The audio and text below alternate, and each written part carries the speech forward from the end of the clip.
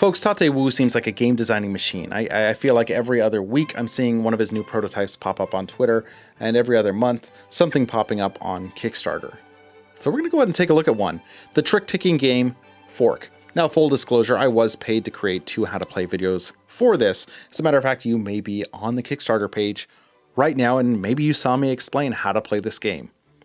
You're going to hear tidbits on how to play it again here, but I did want you to know that going in that I was paid to create how to play videos. I wasn't paid for this review though, but I wanted you to know going in that I was paid to make how to play videos. I will do my best to not let that skew my opinion of the game, because this is the best game that I have ever seen in my entire life. The object of Fork is to score the most points. Points are scored by winning cards in rounds or tricks. Each round, players choose a card from their hand to be played and compared against the other players. Fork is a game about the food chain, and as such, certain cards are used to capture and score opponents' cards. Foxes are the top of the food chain, followed by owls, then rabbits, and finally kale. These cards all interact with each other in unique ways. To begin the round, the start player chooses one of the terrain types indicated on the terrain card. This action indicates the active cards that must, if possible, be played from all players' hands in this round.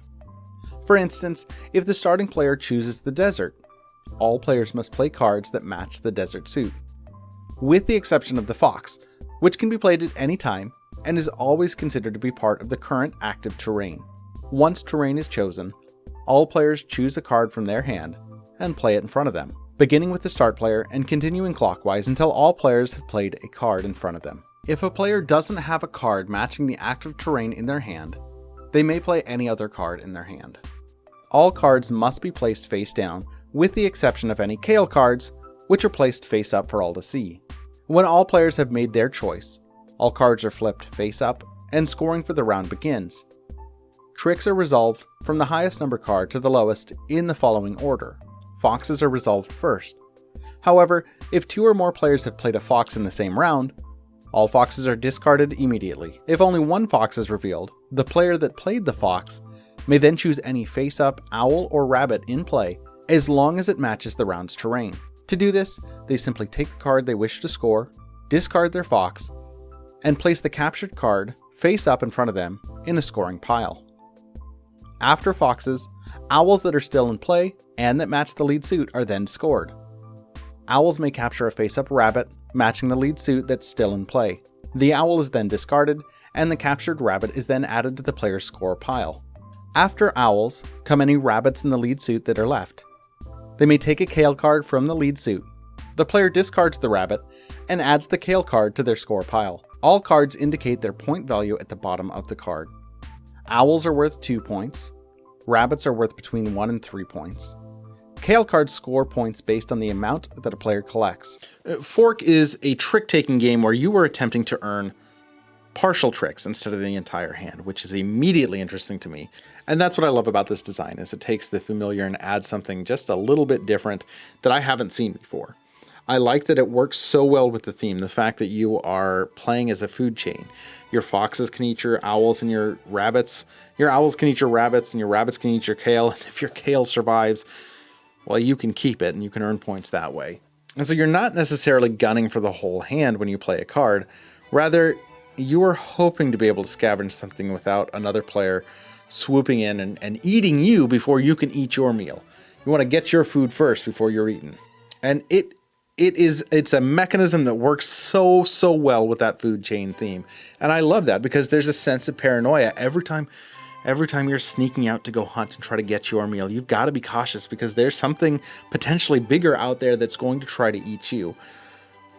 Man, a theme that works so well with the mechanism is really cool to see. My biggest gripe with this game is the fact that there is variable player setup, which is not something I'm necessarily huge on, but also isn't that big a deal. Now, like I said, I was paid to create some how to play videos. 2 to be exact. I created a video on how to play at 2-player and how to play at 4 to 6 player. 4 to 6? 4 to 6 player. Which at one point I asked Tate, I said, hey, was this supposed to be 3 to 6 players? Should I have said that in there? And I was told that there would be a variable setup for a 3-player game as well. I can't imagine it would be all that much different from a 2 to 6 player game, but I don't know at this point. The setup and gameplay was not vastly different between a 2-player game and a 4 to 6-player game, and I can't imagine that a 3-player game would be all that different either. However, for a game this small that is simply just a deck of cards, the fact that there's variable player setup is not my cup of tea, not something I'm super fond of. But again, with such a small and simple game, not something I'm overly worried about either. Like most of the other Tatewoo games that I have played, this one is simply a delight.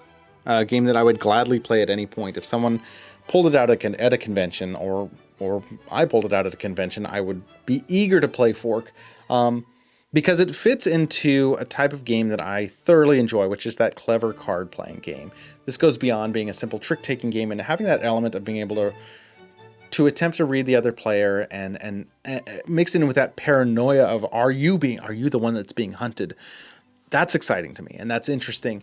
So it's got the simplicity of the rule set mixed in with the complexity of the social aspect of the game that really is something that drives home a card game that I thoroughly enjoy. So that's my quick review of Fork, a game that I do thoroughly enjoy. I'll link the Kickstarter in the description below.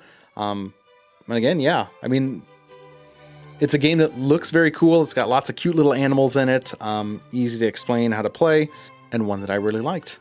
Thank you so much for watching. If you enjoyed this video, please like and subscribe. Follow me on, or check me out on any social media, really. I'm on Twitter, Instagram, TikTok, here on YouTube, Facebook, all at Plumpy Thimble.